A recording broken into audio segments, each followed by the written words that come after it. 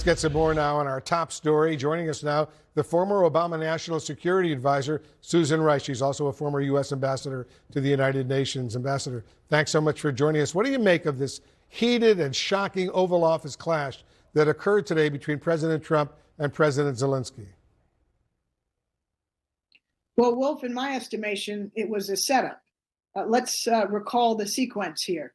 Zelensky reluctantly agreed to a bad deal regarding his mineral wealth, for which he got nothing in exchange. Not as bad a deal as the original one that the Trump administration proposed, but still nothing in it for Ukraine. He nonetheless was prepared to sign it, to come to Washington, to have the opportunity to try to persuade Donald Trump before negotiations get really underway that Ukraine desperately needs security guarantees. So he came hat in hand to the Oval Office.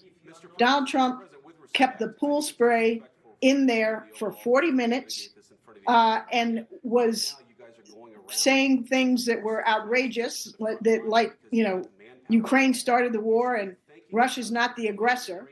And he obviously, in my opinion, gave the permission to J.D. Vance in advance to try to provoke Zelensky, which he tried to do, and to start a rumble that would have two purposes. One, to appeal to Trump's base, which is why at the end of the meeting, Trump said, "Oh, this is great television," and they've been sending all of their lackeys out to tout how wonderful it was, when in fact it was a massive embarrassment for the United States of America. But the other audience was Vladimir Putin.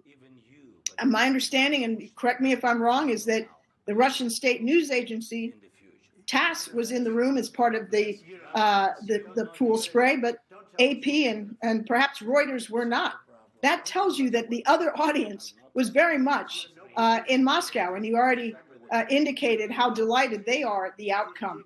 This was a setup designed to humiliate and antagonize the Ukrainians and Zelensky, and to give Donald Trump a pretext for what he has already indicated he is intending to do, which is to stop military assistance to Ukraine. So we are in a really dangerous, not to mention shameful situation, where yet again, in word and deed, Trump is aligning the United States of America with Vladimir Putin, and by extension, his best buddies, China, North Korea, and Iran, and abandoning our NATO allies, abandoning Ukraine, abandoning our principles, our values, and democracy, and throwing our lot in with an autocratic dictator and an axis of authoritarians.